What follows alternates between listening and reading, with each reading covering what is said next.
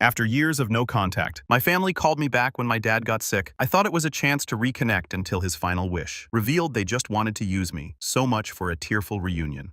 I 31 male should have seen it coming early on. Growing up, everything revolved around my twin sister Rebecca. 31 female, like she was the center of gravity in the house, and the rest of us were just background noise. I wasn't mistreated in obvious ways. I was just invisible. It didn't matter what I did.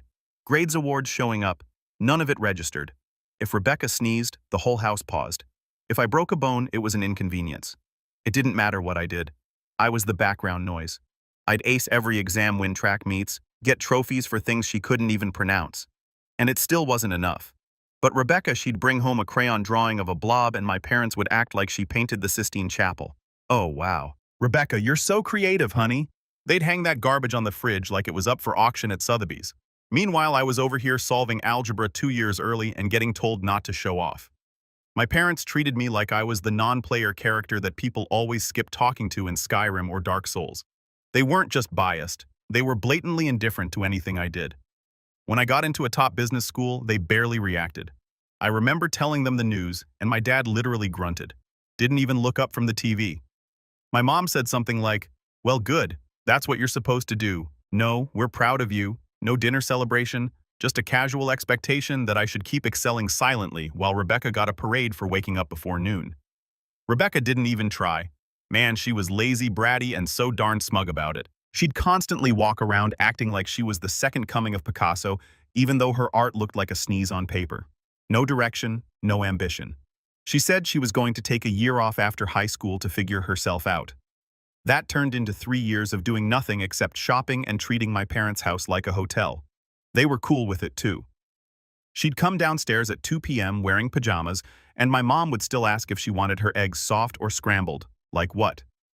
Meanwhile, I was busting my behind with part-time jobs and assignments just to stay afloat at school. I needed help covering tuition, not a full ride or anything, just a little help. And they hit me with the classic, "You're an adult now, you need to learn responsibility."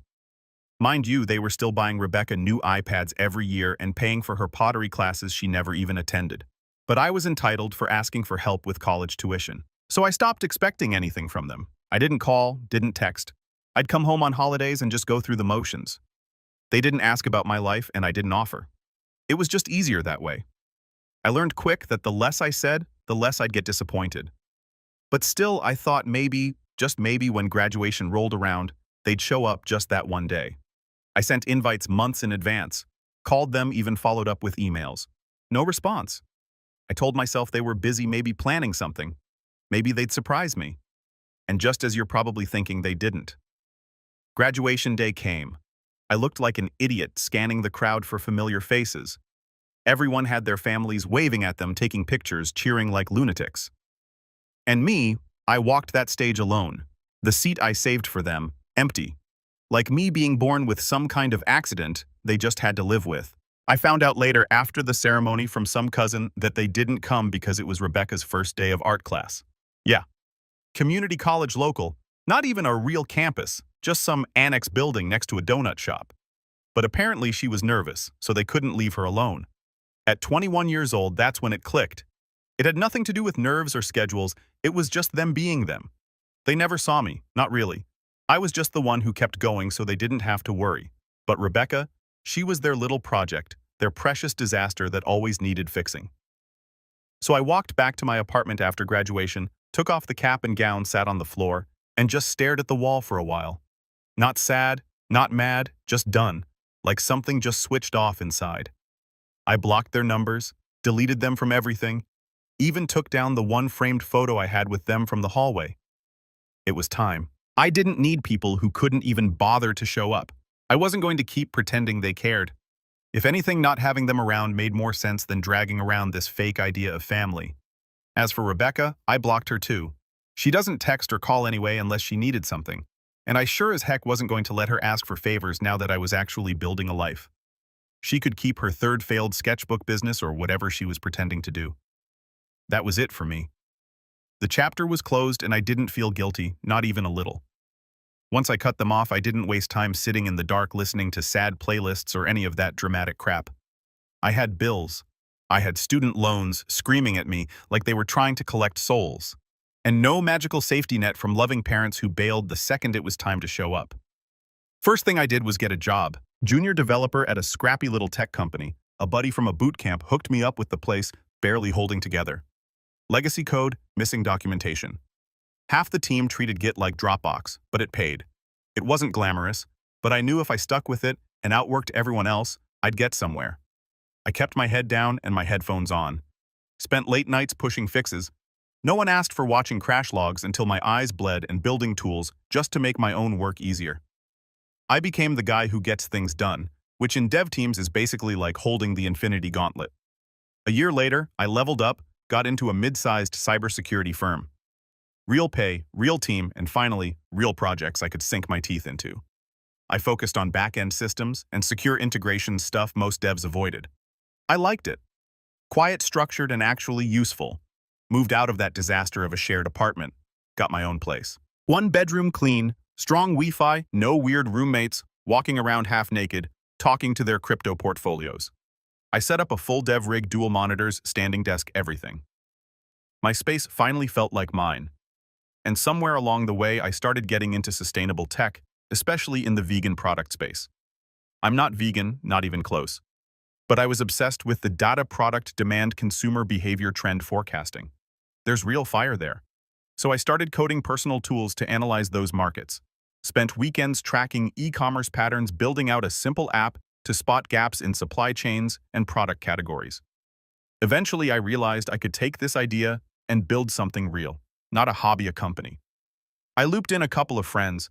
One had marketing chops, the other was a former coworker who wanted to invest. We agreed. I'd prep everything in the background, and once I had a solid beta and 2 investors locked, I'd leave my job and go full throttle. I was almost there. The product made sense. The numbers were solid. I had runway saved, no more sleepless nights about rent, and 0 strings attached. The only time I even thought about my family anymore was when people asked me about holidays. I'd just say, yeah, I don't do family stuff, and keep moving.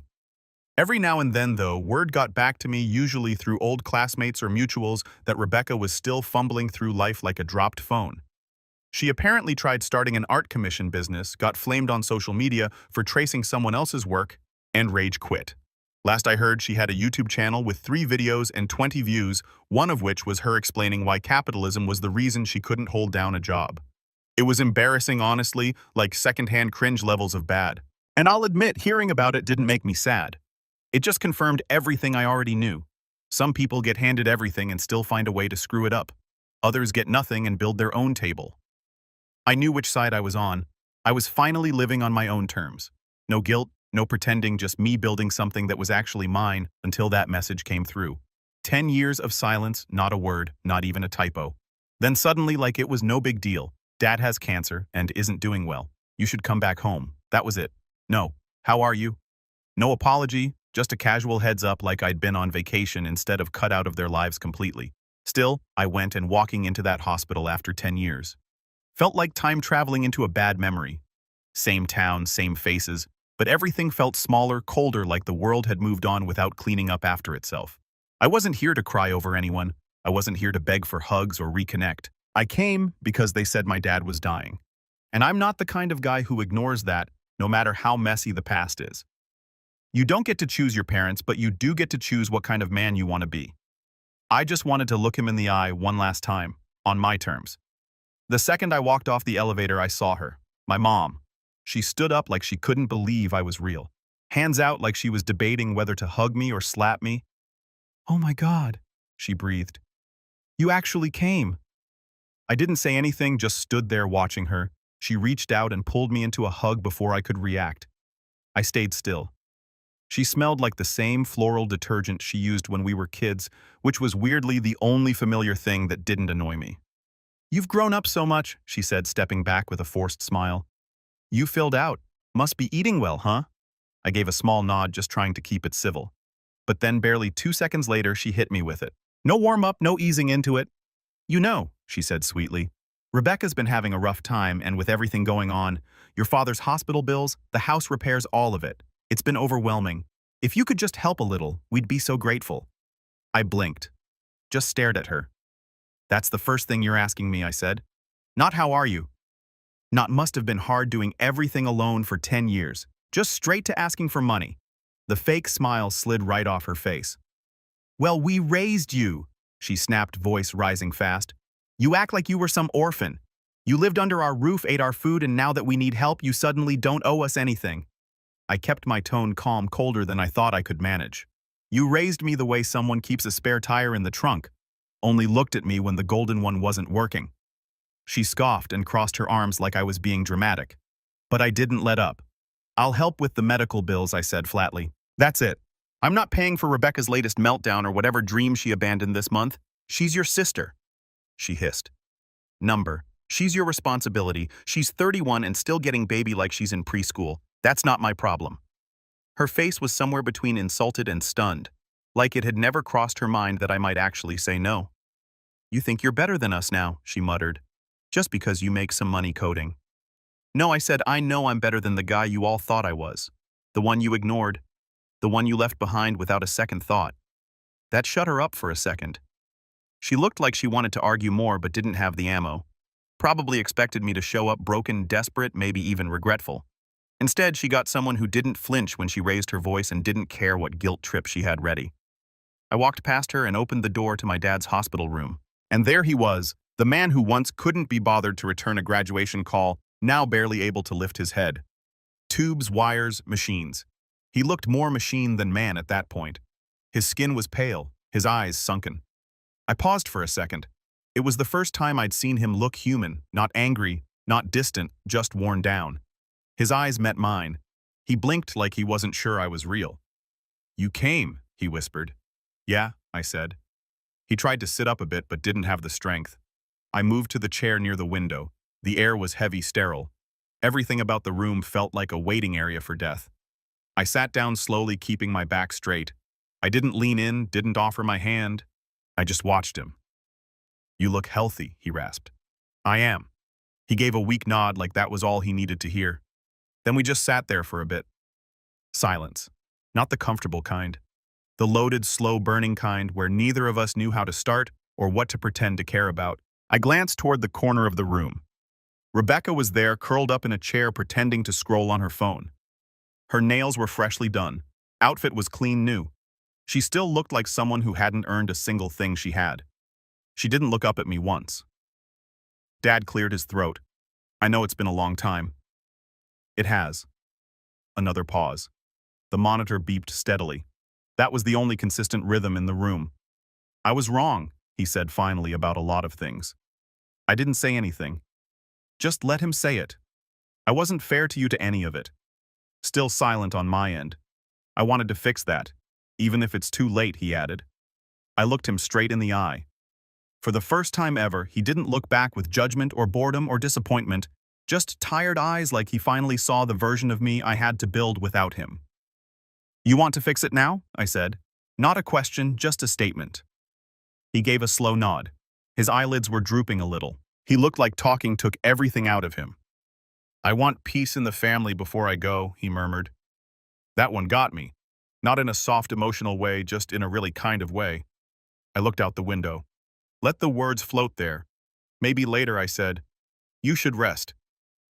Because if I was going to have that talk, it wouldn't be rushed and it wouldn't be on their terms. They called me back like I was a loose end they forgot to tie up. But I wasn't here to tie anything. I was here to see for myself that I didn't need them anymore. And I saw it loud and clear. I went back the next day, not because I missed anyone, not because I wanted to make things right. I just wanted to see how deep this rabbit hole went. The vibe yesterday was too carefully packaged. I'd been around these people long enough to know when something was being staged. They didn't call me after 10 years just for hugs and sad smiles. There was something else. And today, I'd find out what. Rebecca wasn't there. Thank God, just my parents. My mom sat beside the hospital bed pretending to flip through a magazine, and my dad looked worse than he did the day before. His face had that waxy gray look that you only ever see on people who've been slowly dying for a while. His eyes followed me when I walked in like he was checking if I'd really shown up again, or if I was just some morphine hallucination.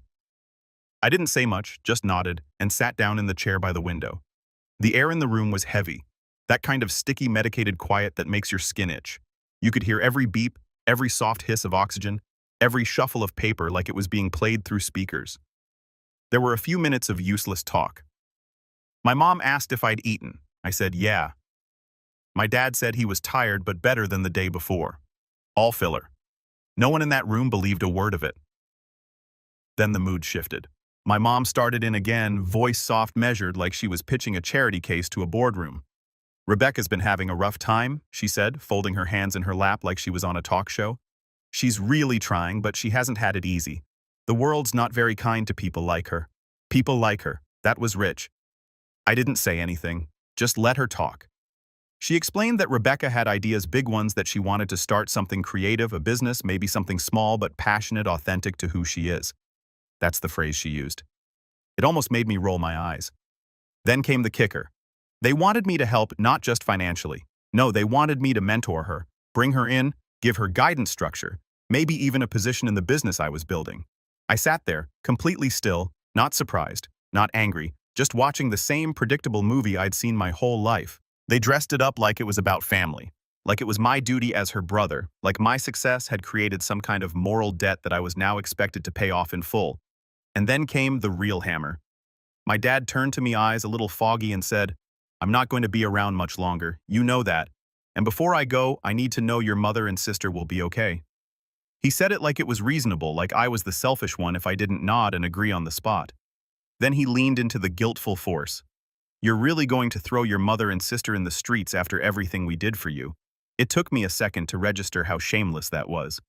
This was the same man who just a day ago looked me in the eye and admitted he hadn't been fair. Said he knew the way I was treated growing up wasn't right. Said he had regrets. And now suddenly, none of that mattered. Suddenly I was the bad guy again if I didn't sign up to be the solution to a problem I didn't cause. The past got wiped clean because now he had a dying wish. And that apparently gave him a blank check to rewrite everything. It was almost funny. Not the ha-ha kind. Just the kind that makes you stare at the wall for a second like, are you serious right now? Because no, I wasn't going to throw them in the street. But also, no, I wasn't going to hand Rebecca a job she didn't earn or let my mom guilt me into financing another one of her screw-ups just because she never learned how to say no to her golden child.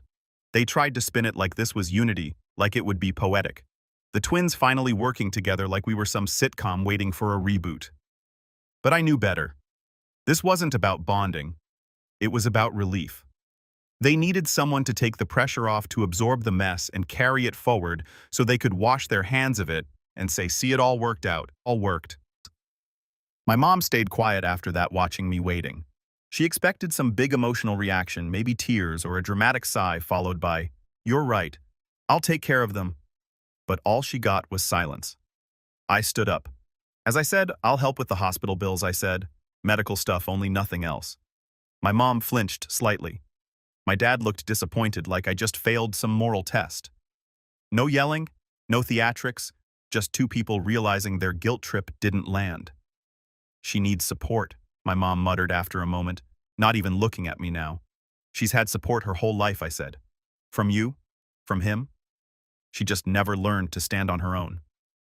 Neither of them answered that. The machines kept beeping in the background. My dad turned his head to the side and closed his eyes like he was suddenly too tired to argue. My mom just stared at her hands. I walked to the door, paused, looked back one more time, not for closure, just to remind myself what it looked like. The room, the people, the old lies being recycled into new ones. I didn't slam the door, didn't make a speech. I just left. And in that moment, I wasn't their son anymore. I was their backup plan. Walking out the door, I knew she was coming. The second I left that room yesterday, I could feel it. That silence wasn't defeat, it was calculation. The guilt card didn't land. So now it was time to send in the closer. The favorite, the untouchable one, Rebecca. I didn't expect her to be subtle. And I wasn't wrong. She caught me just outside the hospital's cafeteria. I'd stepped away for 5 minutes to get some air and a coffee, and there she was leaning against the wall, like she was about to drop some life-changing advice. Fresh makeup, new sweater, holding her phone like she was in the middle of closing a brand deal. She hadn't even looked up when I walked past her yesterday. But today, suddenly she was all smiles. Hey, stranger, she said, like we were best friends who lost touch for a few weeks. I didn't say anything, just waited. She launched into it without hesitation. No warm-up, no pretense. I'm really excited about the business idea, she said. Mom told me you've been working on something in the vegan space. Super cool. I've been brainstorming some ideas, actually branding aesthetic stuff. I have a mood board if you want to see it. Mood board. Jesus. She kept talking clearly rehearsed. Said she'd already posted on her socials about starting a new chapter. Hinted she'd been in talks for some collaborations. I don't know who she was talking to, but it wasn't me. Apparently, she thought this whole thing was a done deal. She was pitching like she'd already been hired and just needed to finalize her parking spot. What made it worse, the way she talked to me like she was humoring me like I was the tech guy who could handle the boring stuff while she brought the vision. She said things like, "You've always been practical, but I can bring the emotional depth, and this could be our chance to finally be equals. You know equals." I almost laughed, not because it was funny, because of how completely she believed her own nonsense. I let her go on for a while. I wanted to hear all of it. Every delusion, every little detail of this fantasy where she'd waltz into a business she didn't build and collect half the credit just because she shared my DNA. She even floated the idea of a launch party, said she could handle the creative side, the face of the brand type stuff, that I didn't need to worry about public-facing roles because, and I quote, "that's not really your strength anyway." That's when I cut in. "You done?" I asked. She blinked, caught off guard like I'd interrupted something sacred. I took a slow sip of my coffee, then looked her dead in the eye. "You're not part of my business, Rebecca." The smile dropped. "Wait, what?" "You heard me. You're not involved. This isn't a family project. It never was." She stared at me like I'd slapped her. "I don't think you understand," she said, tone changing fast. "This isn't just about me. This is about Dad, about what he wanted." I didn't even flinch. "What Dad wants is for someone to clean up the mess he let you become," I said. "And I'm not volunteering." Her jaw tightened. The sweetness vanished. That fake, soft voice she walked in with dropped like a mask. "So that's it," she snapped. "You're just going to leave us hanging after everything?" Everything, I repeated. "Like missing my graduation because you had an art class. Like getting told I was selfish for asking for help with tuition while you played around with hobbies for a decade," she scoffed. "God, you're still holding on to that. You need therapy." I leaned in, a little voice calm. "No, what I need is distance, and I already have that. Now I'm just setting the boundary. You think you're better than us? Now I know I'm not worse." She stepped back, arms crossed, furious. "You're heartless," she said. "You think just because you have some money now you can treat everyone like trash. I think because I built my life from nothing without any of you, I get to decide who I share it with, and it's not you." She didn't respond to that, just stood there, eyes narrowing like she was trying to burn a hole in me. I walked past her without saying another word. I heard her mutter something behind me, probably another insult. Maybe a warning. I didn't care. She didn't think she was asking for a favor. She thought she was cashing in a birthright. And the look on her face when she realized I wasn't buying it. Worth every year of silence. A few days later, the silence was permanent. My father died at 2:17 a.m. on a Thursday. I know that because the hospital left a voicemail. They didn't even bother calling twice. Just one tired-sounding nurse saying it was peaceful. That's the word they always use. Peaceful. Like it makes any of it mean something. I didn't rush over, didn't sit in the dark clutching old photos. I went back to sleep. When I showed up later that morning, the atmosphere in the hallway was off. Not heavy, like grief usually is. No tension, no mourning, just movement, urgency. I could hear the low hum of conversation from inside the hospital room. Not crying, not whispering, just voices, talking, discussing. I walked in expecting to see silence, maybe some tears. Instead, I found my mother flipping through a folder. Hospital documents, bank statements, notes scribbled in pen. Rebecca was sitting in the chair beside the bed, which was now empty, stripped clean. No Dad, just two women completely dry-eyed, looking like they were in the middle of a tax audit. Neither of them looked up right away. I stared at the bare hospital bedsheets, folded pillow gone like he'd never even been there. My mom finally glanced up. "You're late," she said. "They already cleared the body about 2 hours ago." He signed the release forms in advance. Rebecca didn't even turn around. She was too busy typing something on her phone, probably crafting a vague, "We lost a great man today" post for Instagram with a crying emoji and a link to her PayPal. "No one called me," I said. "I assumed you'd get the voicemail," my mom replied. Like that was an acceptable way to tell someone their father died. There wasn't a shred of sadness in the room, not a single flicker of emotion, just paperwork. "We have to talk about logistics," my mom continued. "The funeral, the house, the life insurance." I stood there processing. I should have known. I should have expected it. But seeing it, watching them shift from loss to logistics, without even stopping to breathe, it hit different. I was thinking, Rebecca finally said, turning toward me with a calm, practiced tone. Since you made it clear I won't be part of your business, it's only fair that I get my share from Dad's estate. I'm going to launch something of my own. She actually smiled after she said it, like this was just a normal thing to say minutes after your father's death. What estate? I asked, already knowing the answer. The house, the savings, the insurance, she replied. Mom and I talked about it. We figured you'd want to handle the executive role. Of course, because I'm the responsible one, the stable one, the one who they ignored for a decade, but suddenly expect to wear a suit and manage the crumbs they think they're entitled to. We need access to some of it soon, my mom added. There are funeral costs to cover, and Rebecca has business-related things she needs to jumpstart before she loses momentum. I looked at both of them. No tears, no reflection, just strategy. He's been dead for 6 hours, I said. Rebecca shrugged. And life goes on. What, you want us to sit around in black veils crying in the dark? I didn't answer. I was still staring at the empty bed. Not because I missed him, but because he died exactly like he lived, quietly stepping out while someone else handled the mess. They kept talking. Budget numbers, what to sell, what to keep. My mom mentioned converting part of the house into an Airbnb to keep income flowing. Rebecca wanted to liquidate some assets quickly so she could lease a workspace downtown. I'd heard enough. You know, he barely had anything left. Right, I said finally. The house isn't paid off, the insurance won't stretch, and whatever's left is going toward the hospital. My mom blinked. Rebecca frowned. That can't be right, she said. He said he has money saved. He had money, I corrected. Then he co-signed your loan. Remember for that digital art co-op you abandoned after 3 months? Rebecca's face froze. She looked at my mom, then back at me. That wasn't that much. It was enough to tank his credit. He never bounced back, and you never paid him back. My mom's mouth tightened. You're twisting this. No, I said calmly. I'm just done lying about it. The room got quiet for the first time. I took a step forward. You brought me here to watch him die, to help with the hospital bills. And maybe you thought you could guilt me into taking care of everything else too. My mom stood. That's not true. Really, I snapped. Then why was Rebecca already talking about her share of the estate before the body was even cold? Why are you planning real estate conversions like this as a flipping project instead of a funeral? We're just trying to survive, she said. We're not like you. We don't have options. You had options. I said you just made the wrong ones. Over and over again, Rebecca scoffed. Wow, this is who you are now. Mr. High and Mighty, because you write code and drink oat milk. You think you're better than us? No, I said.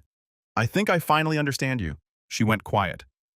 I pulled a folded document from my coat pocket and dropped it on the counter. That's from my lawyer. I'm not handling the will, the money, or anything to do with Dad's stuff.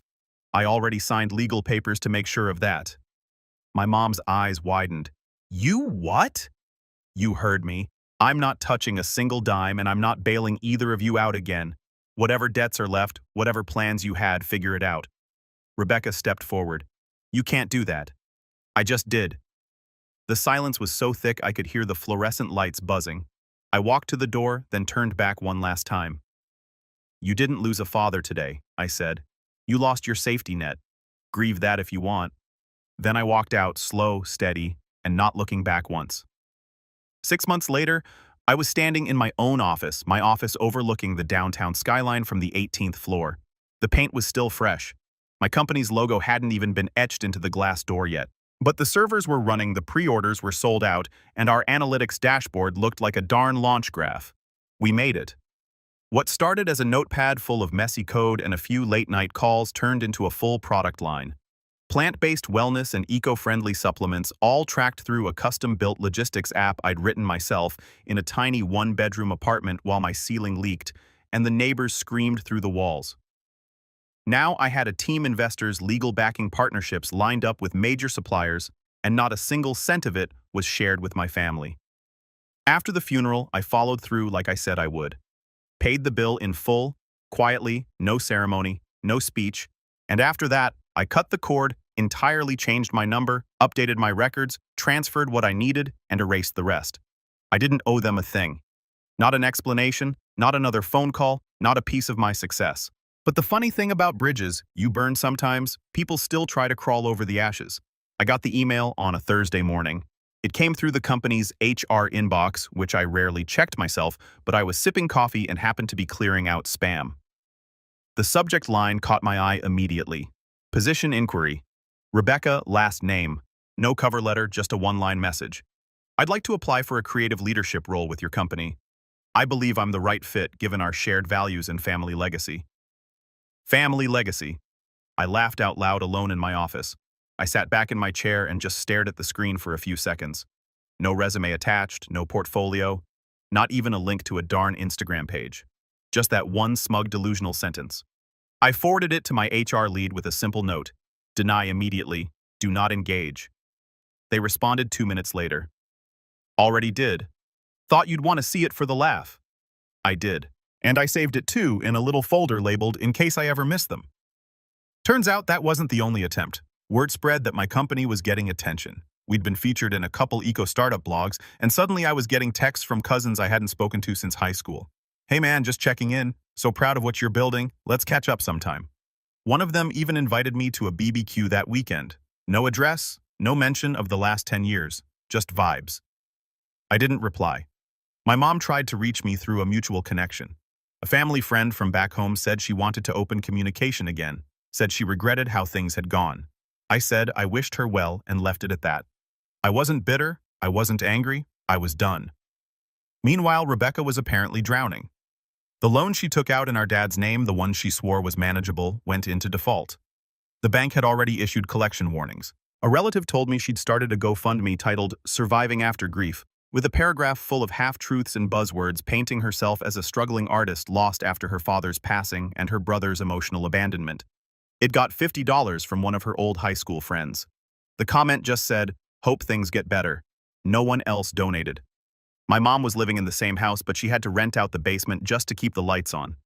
I knew because one of the new tenants emailed my company asking if we wanted to sponsor an art pop-up Rebecca was running from the garage. We declined somewhere in the middle of all this. Between late-night logistics builds and investor calls from my living room, I met someone low-key. We crossed paths at a friend's work thing. She was sharp, no fake small talk, asked direct questions, didn't care about titles or buzzwords, just real unfiltered presence. We started talking nothing heavy, then meeting up, then hanging out more often. She didn't try to fix me or make a show of support. She just showed up, helped me put furniture together when I moved. Offices sent food when I got too deep in work, called me out when I acted like sleep was optional. She had her own life, her own space, her own goals. But somehow she still made room. Not in a loud way, just reliably. I'm not rushing it. I'm taking it slow. But for the first time, I get it. What actual family feels like. Not the type that holds history over your head, just someone who shows up without needing to be owed. No lectures, no strings, just peace. I didn't feel bad. I didn't celebrate either. I just stayed busy. Some nights I'd look around my apartment shelves, stocked inbox full team group chat buzzing, and I'd realize this is what building your own legacy looks like. It's not loud, it's not dramatic, it's just yours. They lost me a long time ago. They just didn't realize it until the money ran out.